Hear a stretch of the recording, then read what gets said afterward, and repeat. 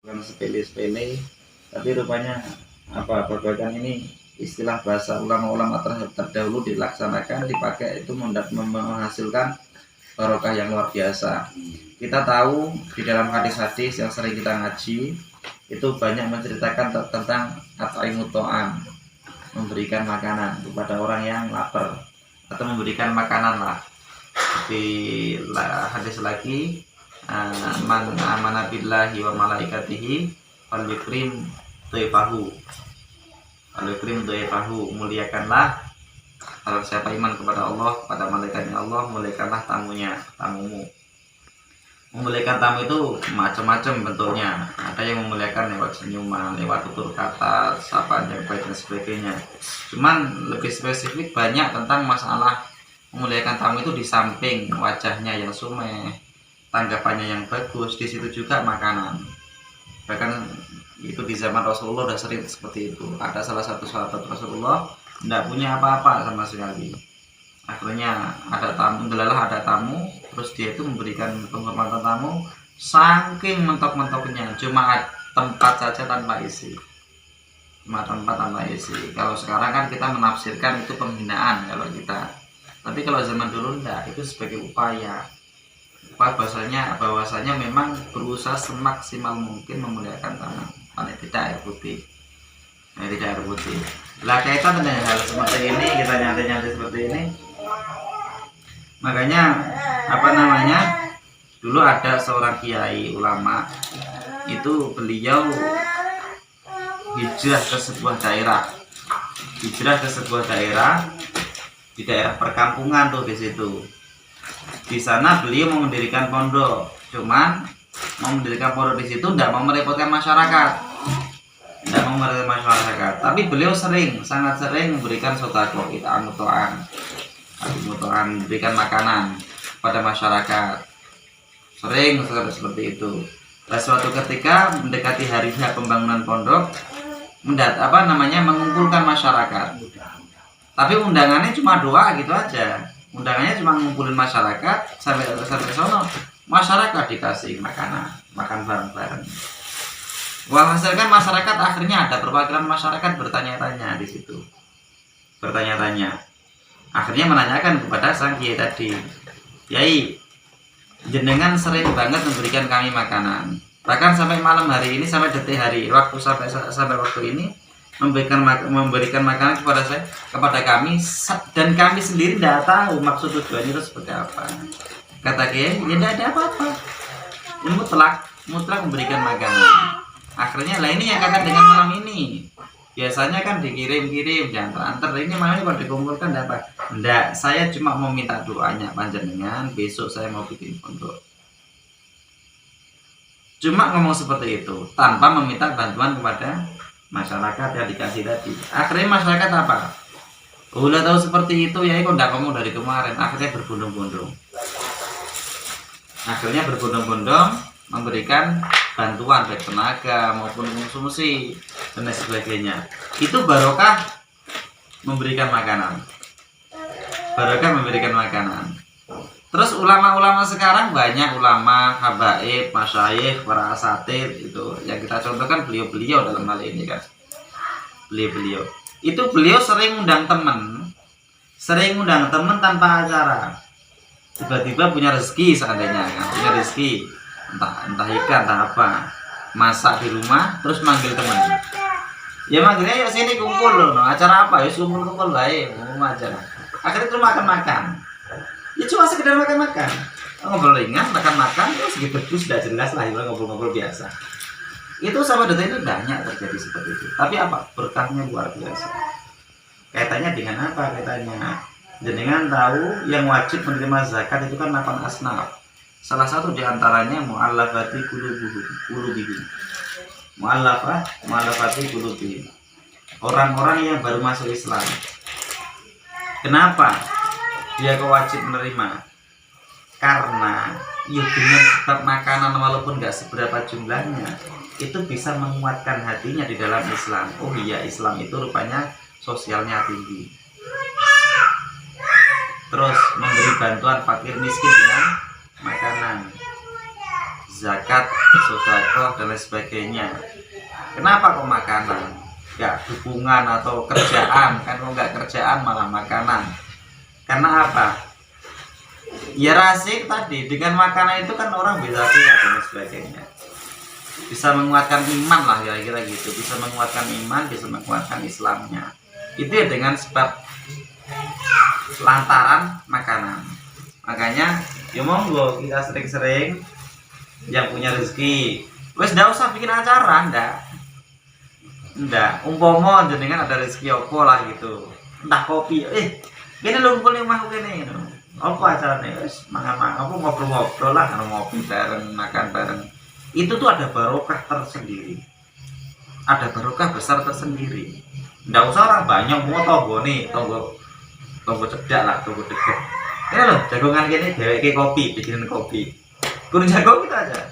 Ngomongan, biasanya rumah jadi cer. Ini loh jagongan gini. Ya udah, jagung, yang ngobrol nggak jelas nggak masalah guys. Bikinin kopi. Nah, itu udah fadilah besar banget itu. Kebahagiaan dia itu, kebahagiaan orang yang kita kasih itu kebahagiaan yang membawa dampak luar biasa di dalam keberkahan hidup orang yang memberikannya.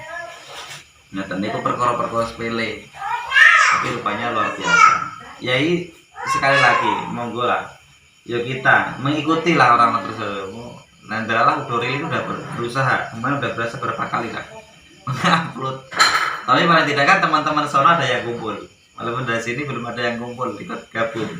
Paling tidak teman-teman itu, paling tidak teman-teman yang di sana yang kumpul itu senangnya luar biasa. Belum teman yang lain ngobrol-ngobrol gitu kan, sedekah kasih apa kan artinya bentuknya entah apa, insya Allah itu berkahnya gede. Karena di dalam hadis banyak berkaitan tentang makanan, banyak hadis-hadis tentang keberkahan, tentang kebaikan itu yang ada kaitan dengan makanan itu sangat banyak di dalam hadis. Baik berkaitan dengan tamu tapi ada kaitan dengan makanan, atau tentang fakir miskin dengan makanan, atau tentang sedekah tentang makanan. Itu yang pasti dua dampaknya.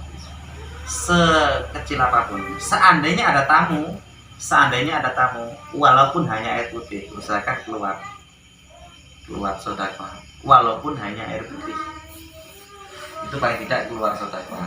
Nah, itu salah satu di antara tanda kita beriman kepada Allah, dan tanda kita mempunyai jiwa sosial, dan tanda kita bakal menerima keberkahan dari Allah Subhanahu wa Ta'ala.